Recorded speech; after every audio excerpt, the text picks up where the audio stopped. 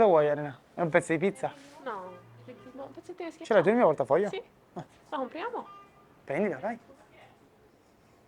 Però la schiacciata qui ce l'hanno solo condita, vedi? Guarda, secondo me la pizza è buona. Prendiamo un pezzo di pizza e portiamo in camper, dai. Va bene.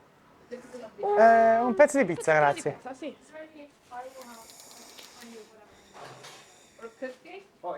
Basta così, grazie. Grazie. Grazie, ciao. Elena, devi mangiare ora, è calda. Eh? Come domattina? We say that it's for evening, but it's not. I think it's in 10 minutes is nothing anymore.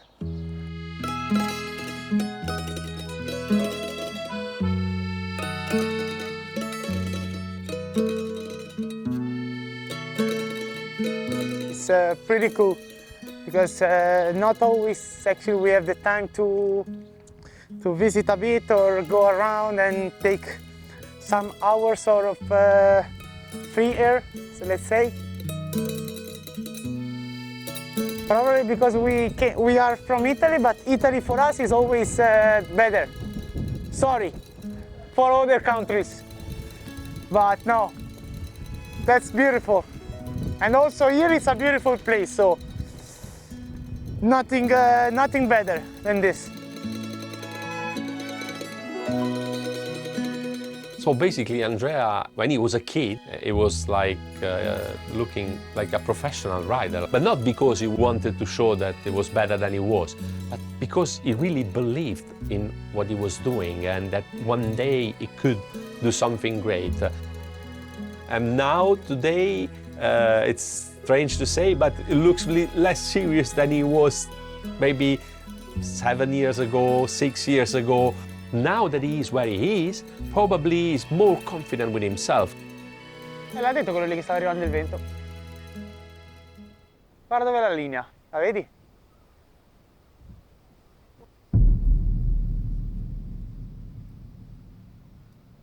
And what about Turbo here? How long has he been with you? Just 5-6 days after Turkey, we just went in Rome to pick up our turbo. Normally we have to wait a bit more, but he don't want to wait.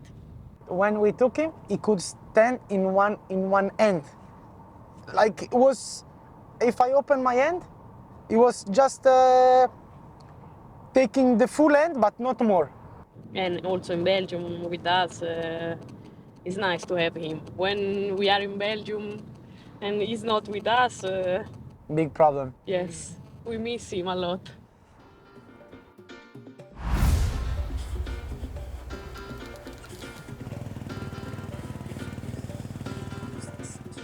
Vai, su. Arco di Trento is a special place, you know, it's with this kind of scenario, and you have the Dolomites behind you. I knew people that were there for the first time this year, and it was just like astonished looking at, oh come on, how it's possible this is a track. It's a magic place.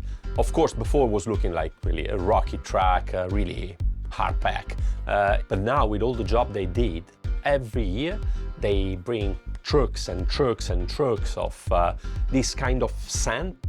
Always when you walk looks pretty soft, but then I think tomorrow after 1-5s already is gonna be quite hard. But every time it rains, like 3-4 trucks of material goes away. And every time there's wind, like 1 truck per week goes away. So you need to be really careful at one point because it's gonna be full of kickers. And yeah, also on the takeoffs and inside the rods. And this gives a lot the idea of how much work is behind a track. I think this is one point where you really can make a pass if you want. And if you are fast. Ecco qui che whippone che si tirano. I think Turbo soon he will finish the batteries. So it will be soon off. Ci scende lui da qui. Hoppala! MXGP di Trentino, Paddock Show in Arco di Trento. Was not an easy weekend. Was really a good weekend, but not easy. For sure, we have to give also a bit of our time to the public. Vale, passiamo di qui, vieni. There was quite a lot of people, so I was really happy to see all these people, but was not easy. Ciao, sì. Ciao. Bravissimo. We have a present for you. Do you like present? Do you like it? Do you like it? Take the video, hey! Abbiamo un regalo per voi. Più forte, non vi ho sentito. Now I hear you. Antonio! Antonio! Antonio! After my warm-up on Sunday, I had 3 autograph sessions. When I was free, I just had a bit more than 1 hour to my first moto. I still had to eat and you know, prepare my stuff and take one break, and there was the only moment where I get a bit nervous. I said, oh, I like everything, but in the end we are here for racing.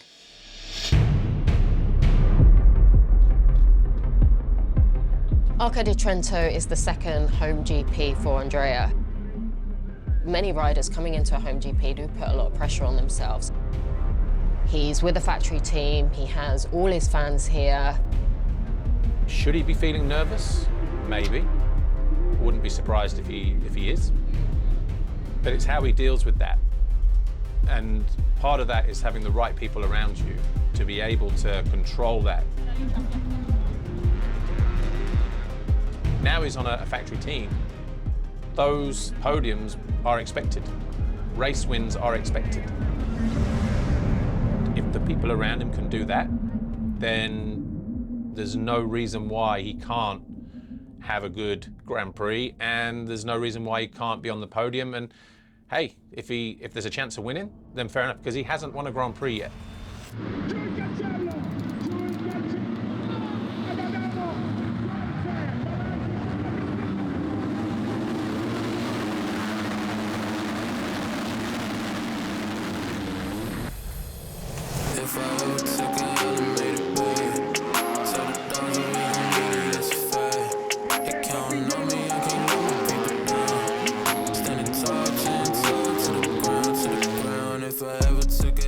When I was behind Thibaut, I saw that Iago and Liam, they was making a gap. After 5-6 laps, I said to myself, hey, now you have to go, because otherwise you will not have chance to take them. He gets on the gas, he can't quite execute the pass here. Maybe at the top of the hill.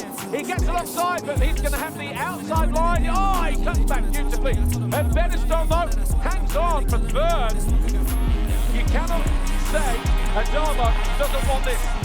And he charges down the inside of the Frenchman, takes third, the place lights up.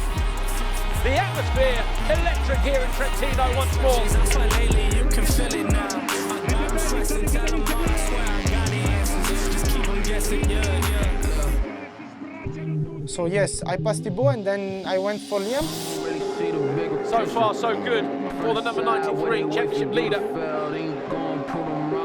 Liam Everts, give him a good start, keep him out of trouble. This is the kind of result that he can put in.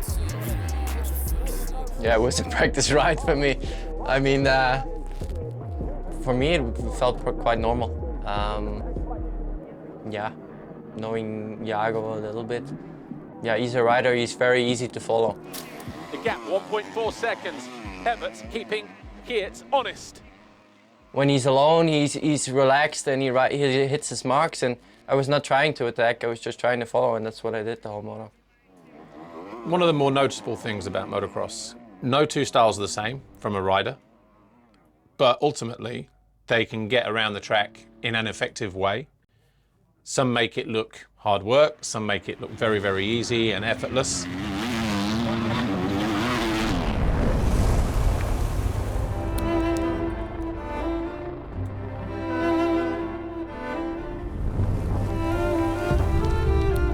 I feel calm, very calm actually. I feel relaxed on the bike, I feel loose. My flow is good, my rhythm is good. I was not being pressured from behind till 5 minutes before the end, so I just followed. My riding style, my technique is good, my fitness is good, so there's no reason I can't keep up with him. Liam, when you watch him, is a bit more calculated and does try and work on being a little bit smoother. Whereas Adamo, he was in a hurry. And you could see that in the way he rode. There was an urgency about him. And when you have that urgency, it's just about getting the job done. And that's exactly what he did. He is closing with every corner, every straight. This is intense pressure. 1 lap to go. Will it be Everts or Adamo that takes second in race 1? A great test of character for both these riders. Everts knows that he's there. He'll try to control the inside here, but he may just lose out on the exit as Adamo tries to rail the outside. Oh, absolutely second guessing everything. Liam Everts, because he doesn't know which way to look or turn. Adamo goes up the inside, makes the pass, Everts responds. Adamo is through into second. The Italian fans on their feet on this final lap. What a ride by Adamo. Jorge Prado wins race 1. Adamo hits the line second. I knew that I was one of the fastest on track. I said, okay, here if everything worked good and you manage to take good starts, you can fight for a win.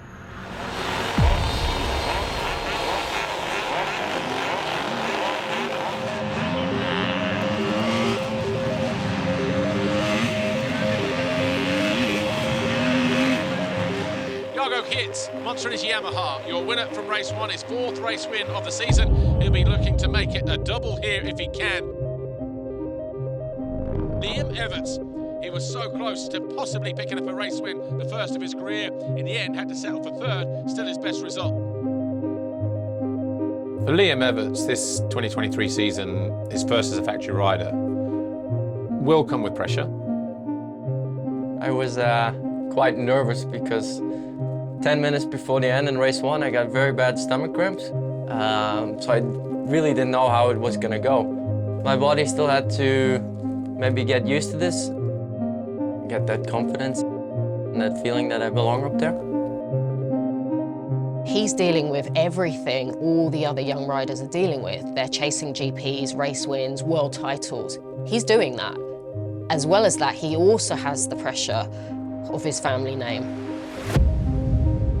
There are a lot of people that still, state the obvious, that his granddad, Harry Everts, a 4-time world champion, his dad, the greatest ever, a 10-time world champion and 101 Grand Prix victories.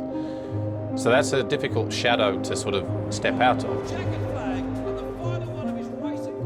Stefan is Mr. Motocross. He won 10 titles. Nobody won so much, and probably nobody will in future. I mean, it's something that is almost unreachable. And you are the son, and you never won a title, and you have everything you need. You have factory support in every class. You have the best bike in every class. Of course, people start saying, "Is that only because he's the son of Stefan?"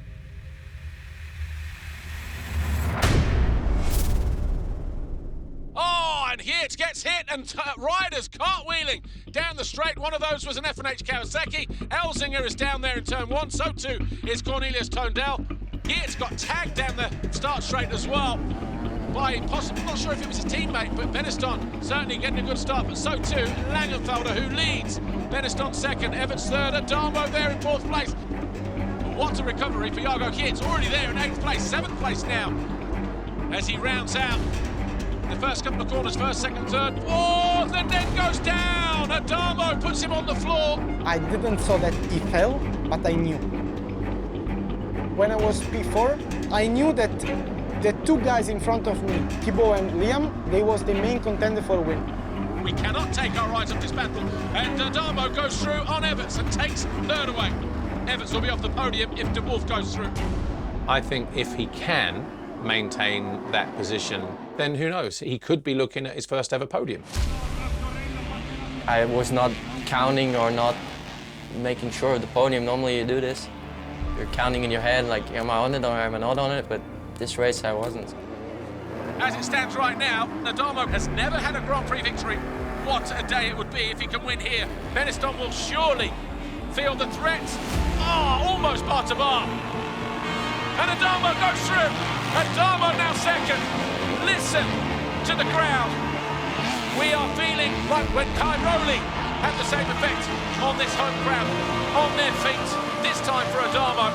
He now needs to keep his emotions in check because he will know that he is on the top step of the podium. When I pass them, then that moment I start to really think. Simon Langenfelder, Red Bull Gas. He will win race 2. When I crossed the finish line, it was like, I've done it. Andrea Adamo wins the Grand Prix of Trentino with 2 second places and wins at home here in Italy. Before that jump, I had all the work on my shoulders, and then after, nothing. I was loose, completely loose. Tony, who was the one on the bike till last year, he was there because he wanted to have his kids, his riders with him.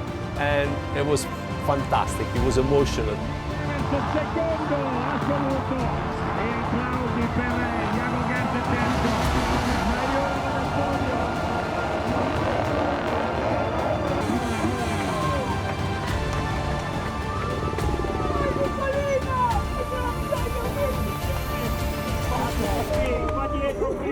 Per Liam, prima vittoria per Andrea, tutta la sua famiglia che si stringe addosso ad un ragazzo che ha faticato come nessun altro.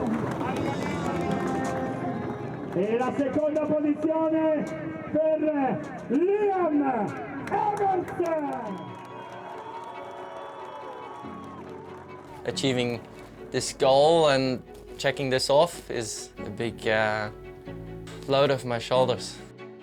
A lot of people approach me as the son of Stefan or Harry, and this will take a long time if there will ever be Liam. So achieving this goal already is something, and that pressure already falls away. Il suo primo Gran Premio in Italia, nel Gran Premio del Trentino, Andrea It was a big emotion for me, but also for my family and for all the people that in these years, they try and they help us. I need to give a lot to them. I'm coming from one normal family, and I also have 2 sisters and 1 brother.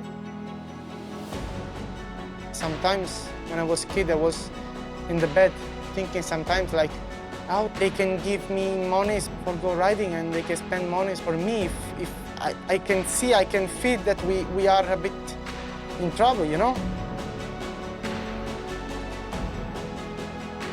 But when you are there, everything is pay off.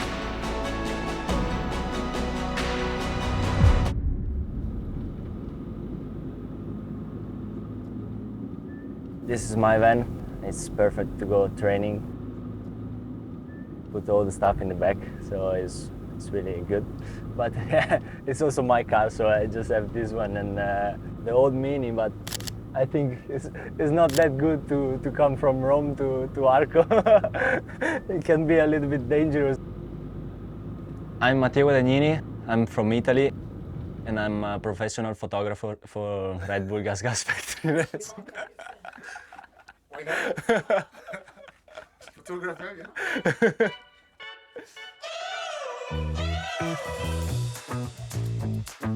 Everyone loves Mattia. His point of view on life is really interesting.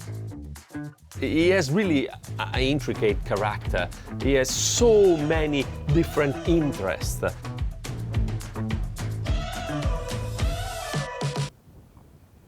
It's not only about the riding. He loves making videos. He loves making pictures. Now he has his account on Instagram just for the pictures. È necessario. Grazie. This year is a little bit different compared to the last year. He's more happy, he's more relaxed. Again, it's someone that is really able to enjoy the moment, and now he's much more focused on what I would like to do, what I love to do, and this will help him a lot.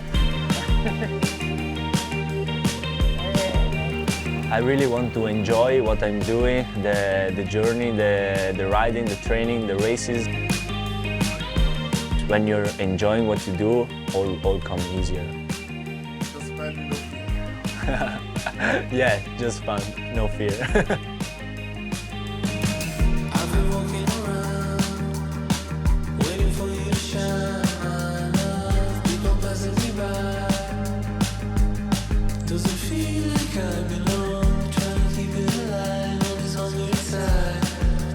He took away plenty of things that he put it before as big pressure, responsibility.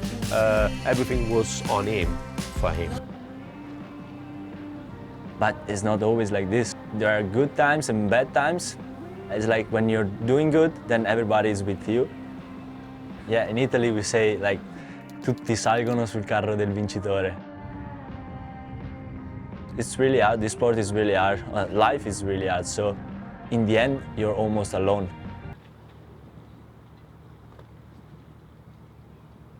The first few times it hurts a little bit because you think that people really love you when you're doing good, but then after just 2 bad races, then they're not writing you on the phone, they're not cheering from you. Then you understand the people that believe in you and that love you.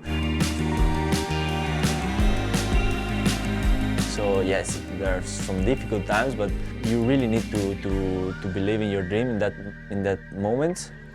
That makes the difference to reach the goal.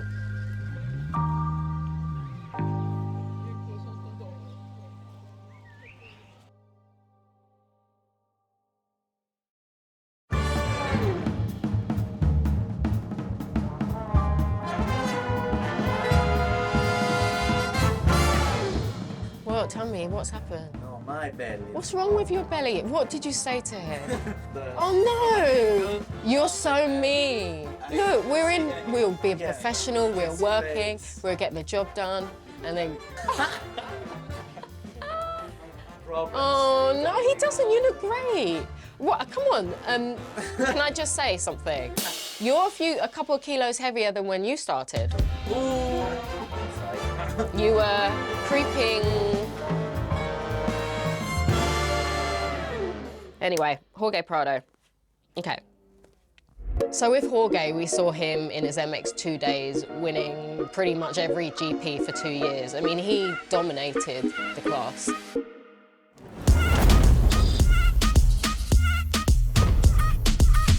"31 Grand Prix wins in MX2, just winning week in, week out, especially in this second title-winning year. And then he goes to MXGP, a lot of hype around him. However... Coming to MXGP, I had a very big injury. I've been going through many injuries the last years. And then, of course, 2021. Yeah, with the crash in Germany, I injured myself. 2022, he's had crashes, he's had injuries. Then I had a dislocated shoulder, and after that I also got the COVID, so let's say it was hard. I think a side of the sport that we don't see that much is the emotional roller coaster of it for the riders. You know, you go from winning GPs and being the man of the moment, but then there are going to be moments where you're not going to be winning GPs. You're not going to be in the top 5, and you're going to have bad weekends. We haven't really seen the best of Jorge Prado in MXGP. I beat already all the guys that I raced with. There's no one guy I didn't beat. No one. I just need to put everything together and then we see who's beating me, no? Tell them I'm staying right here. Tell them I'm switching my gear. Yeah. Tell them I'm just getting started. Tell them this year's my year. I've been this rough since a boom. I take the man to the tomb. Yeah. Now they 4 rounds Yes, there's been 4 different winners, but he's the only one that's been on the podium at the first 4 rounds. We see Jorge is a kind of rider when he starts first, it's then difficult to overtake him or to wait for a mistake. And his speed is one of the best in the pack. He's held the red plate from the very first round. He's got a 50% win rate in races this year, and he's won 3 of the 4 qualifying races. Jorge is really a rider that is a pleasure to see, to look at. It's so clean, so technical. He's definitely the guy that is setting the bar at the moment.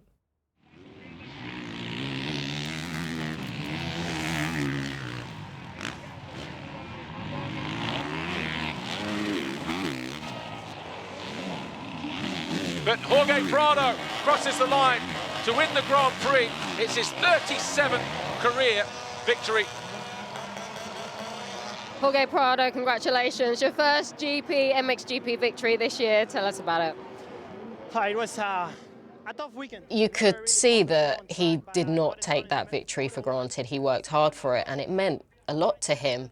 He had tears in his eyes when I was interviewing him, and it really felt the emotions, and you could tell that it meant not only a lot to him, but also to his whole family. So, no, super happy with this victory. This one goes to my grandfather. It's having now a very tough time since a few months, so maybe we don't have it. He will not see many more races from me, so it's very, this goes to my grandfather, and hopefully he can see myself race more. Thanks, Jorge. To win a Grand Prix, it's very special.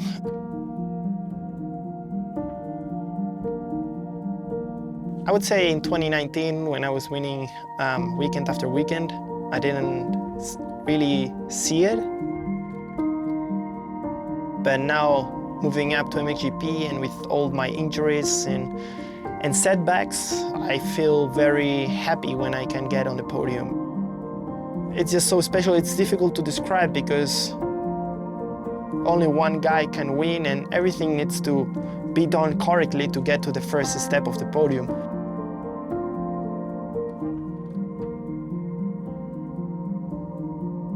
So I just hope I can get more wins to feel more of that and so I can explain you better. Okay, I think we're good. Thank you very much, man. No problem.